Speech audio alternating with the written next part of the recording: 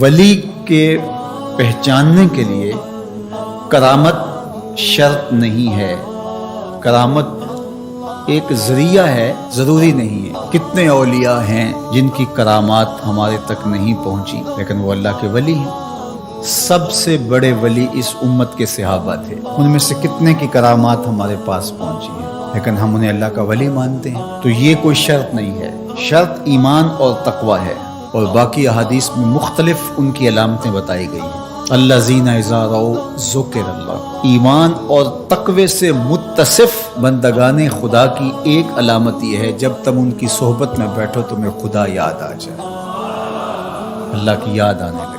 تو کرامت معیار ولایت نہیں ہے اور شرط ولایت بھی نہیں ہے۔ تھوک کے حساب سے مارکیٹ میں بہت سارے لوگوں کی جعلی کرامات موجود ہیں، تو اولیاء کے لیے ہم عقیدت اور محبت کے جذبات رکھتے ہیں تو پھر مارکیٹ میں 2 نمبر وسک آئے گا۔ اور ہمیں پتہ ہے غذائی اجناس سے لے کر کے ادویات تک اور دیگر ضروریات زندگی تک کہ اصل کیا ہے اور نقل کیا ہے، تو ہمیں اس میں بھی غور و فکر کرنا چاہیے کہ اصل کیا ہے اور نقل کیا ہے، نہ یہ کہ ہم چند بدطینت لوگوں کی وجہ سے حقیقت کا انکار کریں۔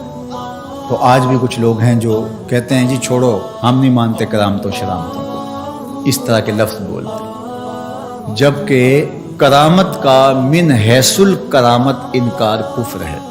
اگر کوئی کہے میں کرامت کو ہی نہیں مانتا تو یہ کفر ہے۔ وہ کرامتیں جن کا بیان قرآن مجید میں موجود ہے، جس طرح آصف بن برخیہ کا تخت بلقیس لانا، حضرت مریم سلام اللہ علیہا کے حجرے میں بے موسم پھلوں کا آنا، اصحاب کہف کا 300 سے زائد سال کا عرصہ سوئے رہنا کھائے پیے بغیر، اور رب ان کی کروٹیں بھی بدلتا رہا، یہ قرآن میں مذکور ہے۔ تو اس کا انکار بھی کفر ہے، قرآن کا انکار لازم آتا ہے۔ اگر کسی کرامت کا بیان حدیث متواتر میں ہو تو اس کا انکار بھی کفر ہے، لیکن ایسی کوئی کرامت نہیں جس کا ذکر حدیث متواتر میں ہو۔ البتہ احادیث مشہورہ اور احادیث احاد میں کرامات کا بیان موجود ہے، تو ان کا انکار بھی گمراہی ہے۔ جس طرح وہ 3 لوگ جو غار میں پھنس گئے تھے، انہوں نے پھر دعائیں کی اور پتھر ہٹا۔ جریج کا واقعہ موجود ہے، صحابہ کی کرامات موجود ہیں، حضرت عمر کے رکے سے دریائے نیل کا چلنا، اس طرح جو مسلمہ بزرگ ہیں ان کی کرامات کا انکار کرنا محرومی ہے۔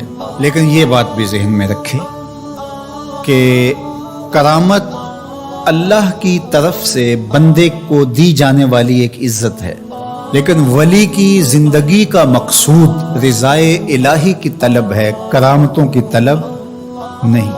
لیکن عمومی طور پہ ہمارے اسٹیجوں کے اوپر اولیاء کے حوالے سے جو بات کی جاتی ہے، بس آپ سننے کے لیے بیٹھے ہیں اور خطیب صاحب نے کان پہ ہاتھ دھرا اور 2-4 کرامتیں سنائی اور چلے گئے، معیار بتایا ہی نہ، جس کے نتیجے کے اندر بہت سارے عوام اس سے غافل ہوتے ہیں۔ میں اللہ کا شکر ادا کرتا ہوں کہ ہم نے ہمیشہ اس بات کا التزام کیا ہے کہ لوگوں کے سامنے پوری تصویر رکھیں، کیونکہ مجھے اس بات کا احساس ہے کہ آپ لوگ کتنی محنت کر کے کہاں کہاں سے چل کے آتے ہیں، پورے پاکستان میں بلکہ پوری دنیا میں ہم جہاں گئے ہیں، ہمارے سامنے جو لوگ آ کے بیٹھتے ہیں زیادہ تر طبقہ باشعور لوگوں کا ہوتا ہے، تو پھر ہماری ذمہ داریاں اور زیادہ بڑھ جاتی ہیں کہ ہم جو ہے وہ ان کے سامنے وہ بات کریں جو بات کرنی چاہیے۔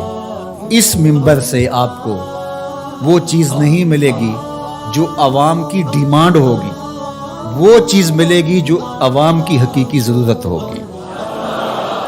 اس پر میں بھی اللہ کا شکر ادا کرتا ہوں، اس پر آپ کو بھی اللہ کا شکر ادا کرنا چاہیے، اور نہ یہ کہ کچھ 2 نمبر لوگوں کے رد عمل میں ہم حقیقت کا انکار کر دیں، جس طرح معتزلہ کر رہے ہیں، اور ایک طبقہ وہ ہے جو رتب و یابس کو قبول کر رہا ہے، اور آپ نے ایسے شخص، ایسے لوگ کہ جو اچھے انسان بھی نہیں ہیں، لوگوں کو دیکھا ہے کہ ان کو ولی مان رہے ہیں اور ان سے اپنی حاجتیں طلب کر رہے ہیں، ان کو ہادی مان رہے ہیں، مرشد مان رہے ہیں۔ وہ شخص جو خود آشنا بھی نہیں ہے، وہ تمہیں منزل آشنا کیسے کرے گا؟ میں کتنے لوگوں کو جانتا ہوں جن کو فہم دین ہی میسر نہیں ہے. یہ میں ان لوگوں کی بات نہیں کر رہا جو منہ دراز ہیں اور بالکل ننگ دھڑنگ ہیں، ان کی بات نہیں کر رہا، جو بظاہر حلیے میں بھی ہیں ان کا فہم دینی ناقص ہے. کتنے ایسے علماء کو جانتا ہوں ان کی توحید کا تصور ناقص ہے. تو یہ بدبختی ہوتی ہے. اب وہ کیا کسی کی رہنمائی کریں گے؟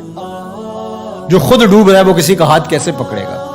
لیکن عوام ظاہر ہے ان کے گرد آئے اور ان کا کاروبار چمک رہا ہے، اور کرامتیں ہیں کہ تھوک کے حساب سے بنتی ہیں، اور پھر اس کی مارکیٹنگ کرنے والے بھی ہوتے ہیں، اور پھر اسی بنیاد پر ہی جو ہے وہ ان کا سارا سلسلہ چلتا ہے. اللہ کے ولی یہ نہیں چاہتے کہ ہماری کرامات ظاہر ہوں اور لوگ ہماری طرف لپکیں ہماری کرامت کی وجہ سے. یہ نہیں. الکرامات حیض الرجال، جس طرح عورتیں ایام مخصوصہ کو چھپاتی ہیں، اللہ کے ولی بھی چھپاتے ہیں. وہ نہیں چاہتے کہ ہم اس حوالے سے جو ہے وہ پہچانے جائیں. باقی دور موجود کے اندر کسی صالح متقی شخص کی کوئی ایسی بات سامنے آئے تو شریعت کے میزان پہ پرکھا جائے. اگر وہ شریعت سے متصادم نہیں ہے تو مان لینے میں کوئی حرج نہیں ہے. لیکن اگر کسی کی سمجھ میں نہیں بھی آتا تو فرق نہیں پڑتا. لیکن کسی ولی سے کوئی دشمنی نہ رکھے. جو کسی ولی سے دشمنی رکھے تو اللہ فرماتا اس کا میرے ساتھ اعلان جنگ ہے، تو وہ پھر شخص محروم کر دیا جاتا.